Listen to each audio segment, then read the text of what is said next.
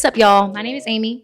I'm one of the owners of Hound. Today, I'm going to be giving you I know I did it 4, but 5 realistic tips that I wish somebody told me before starting my small business. If you are watching the video, I am super excited to have you here watching with me, whether that be you are a small business owner yourself, or you're one of our loyal customers that come through and y'all support us. So thank you guys so much for that. We really appreciate it.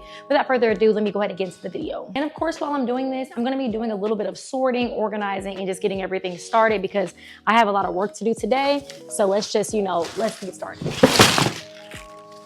I'm sorry, y'all, excuse that. But I'm gonna go ahead and sort through this stuff, and I'm gonna tell you guys my 5 things that I need you to know. All right, so number 1, passion is not a plan. It's not a business plan. And you may say, Amy, what do you mean by that? Like, what do you mean by that? You need passion to run a business. That's correct. You do need passion to fuel a business. You need passion. That is the fire that's gonna help you out. But I promise you, passion eventually does burn out, right? Like doing the mundane every day, locking in, doing work, seeing the orders coming in, all that stuff. It's fun, it's fine, it's dandy, but you need strategy, you need structure, you need a plan, you need things that are gonna keep your business in alignment to the goals and the ideas, and it's just gonna push you forward all the way around. You need a plan, because if you don't have a plan, you don't know what you're working for. Okay, so when I say passion is not a business plan, it is not. You have to go in and build the fundamentals, the strategy, you have to go through. So basically what I'm trying to say is that when you sit down and you think about the business that you're trying to grow and start, please think about a plan, okay? Like, because everybody knows when you first get your business started, you're like, oh my gosh, I'm excited, I'm ready to go, I'm ready to go, ready to go. And eventually that burns out. I've had my business, me and my husband have been working on our business for at least 1.5 years to going on 2 years now. And y'all, we are tired. We're ready to just keep moving. We're ready to go on to the next level. We're ready to see what it is that per se that where God is trying to take us, what he has for us. So the mundane, it gets tiring. It gets tiring, it gets boring. And you don't per se want to do that at all times. So believe me when I tell you that passion is not a business plan. Just trust me on this. I've been in business for almost 2 years now. Like my husband has been in business longer, and he would always make that argument.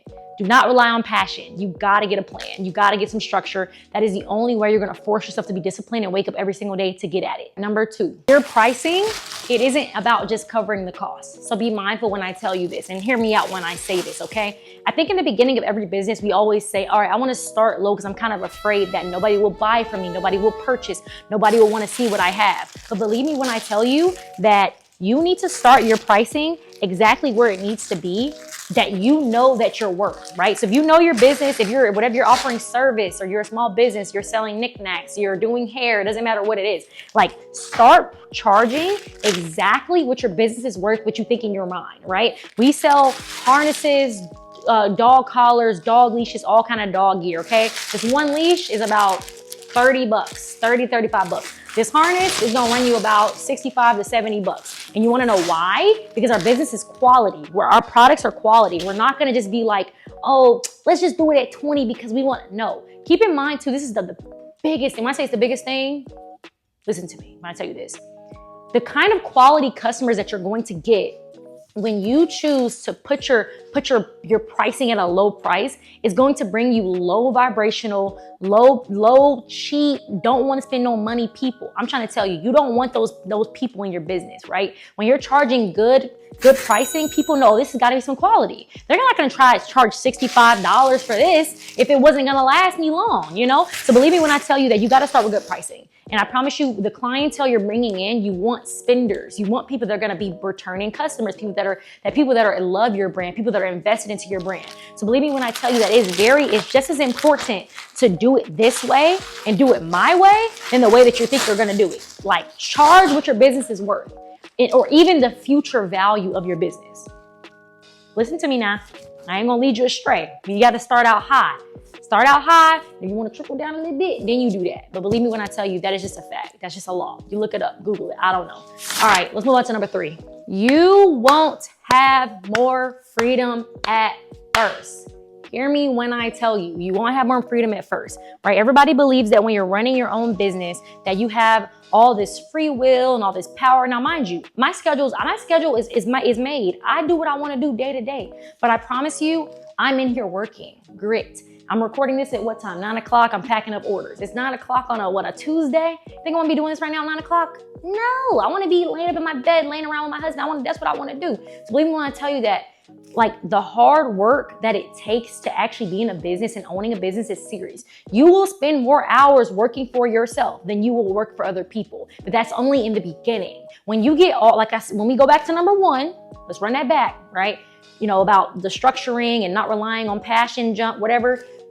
Number three, it is important to remember those things, that when you have the structure and the planning and the organization, those things eventually will breed the free time that you're looking for. You're not going to always find the free time that you're looking for in the beginning because you don't have anything in place. So I spend 80 hours a week working for myself, and I was once working only 40 hours for an employer. You know, now I'm my own employer and I have to work 80. Ain't that some mess? But that's only in the beginning, right? When we started a year and a half ago, I was working 8, 9, 10 hours every day, embroidering collars, shipping stuff out, doing this, doing that, whoop-to-do, whoop-to-do, whoop-to-do. Versus now, you know, I only work Sunday, Wednesday, and every now and then I'll come in. And outside of that, like, it ain't just about doing the orders and packing stuff up.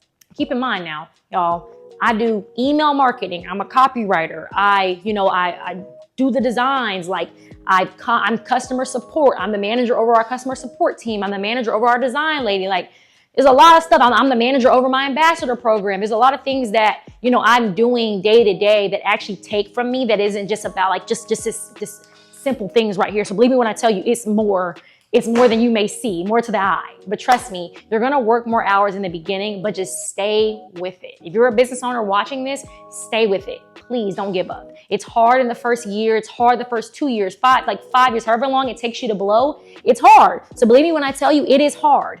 But eventually, your schedule will be made. Trust me. Just trust me on this. All right, let's move on to number 4. And number 4, failing fast is a superpower. And you may ask yourself, what do you mean failure is a superpower? You just hang on tight. I'm going to tell you. Take it from me that used to take everything offensively. And honestly, to this day, I still kind of do. And I have to continue to remind myself this junk every single day.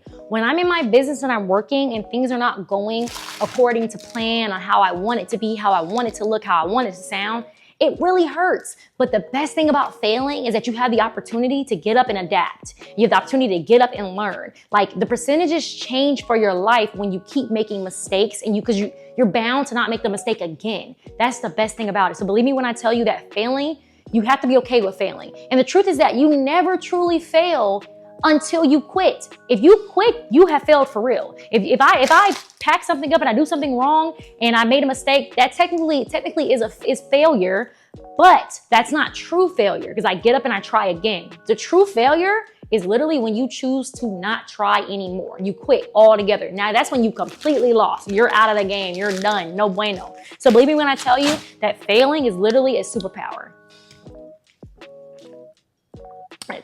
Sorry. And honestly, the best thing about failing is that it really teaches you how to pivot.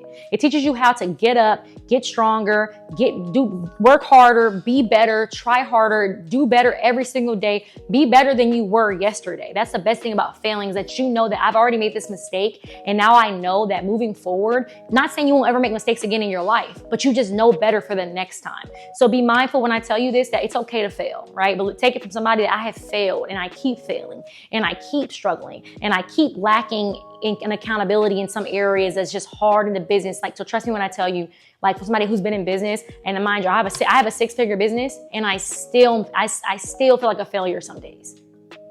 Still. So believe me when I tell you that, you know, it's just, all business owners are that. Even if you want to look up at your top dogs, your top CEOs, the 7-figure people, the 8-figure people, they're still failing at some things. They're still making mistakes. They're still doing some things wrong. So it's all right. It's all right. Just, you know what I'm saying? Relax. You'll be all right. I promise you'll be all right. And of course, the 5th and final, I have saved the best one for last, but believe me when I tell you that this is the most important one. It's the most important one. All right, number 5, let's get at it. Number 5 is going to be marketing is more important than your product. Yeah, it is. Marketing is way more important than your product itself. You may say to yourself, I thought in my brain, if I build something amazing, people will come. No, it's not gonna happen.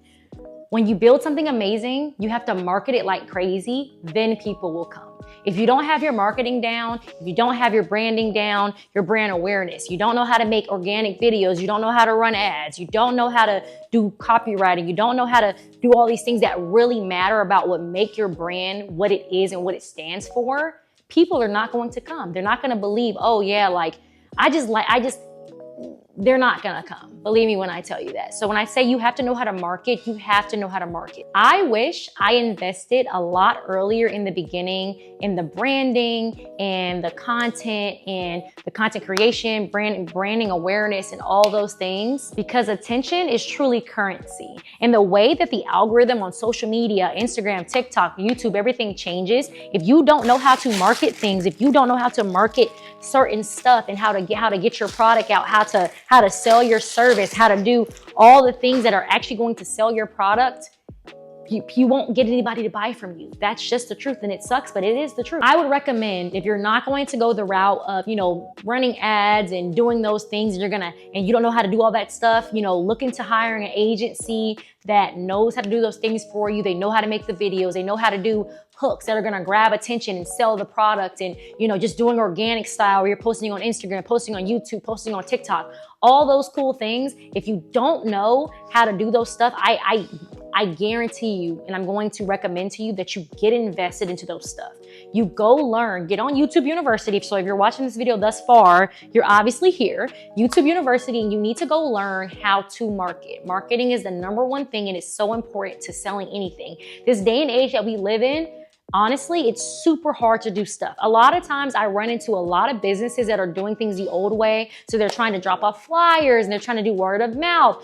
The day and age, the most money that is made is on social media. So how do you do that? You have to learn how to market. You have to learn how to market yourself, market your brand, market your product, market your service, market anything that you're trying to do. So believe me when I tell you, in the beginning, we were posting videos and we were trying to, drop videos, and we were trying to get stuff to go viral. We had to figure out, how do I make a video that can go viral? How do I get a hook that can grab attention and bring people in that will say, yeah, I like this video. Yeah, I want to buy their product. Yeah, I like who they are. Yeah, I know who they are. That kind of stuff is super important. Again, marketing is the most important one. I know I saved it for last, but believe me when I tell you, it is the most important. You have to figure out how to market. You have to figure out how to get your thing out there, no matter what it is, no matter your variation of marketing, you've got to figure it out, because if not, your business is going to struggle. It's going to suffer. But anywho, if you have watched this video all the way through to the end, thank you so much for your attention. Thank you so much for your view. I really do appreciate it. I'm trying really hard to make these videos and get consistent on the knowledge that I have. Of course, as always, thank you guys so much. Please like, share, and subscribe. Check out our other social medias. This is our Instagram and this is our TikTok. And we will see you guys next time. Bye, y'all.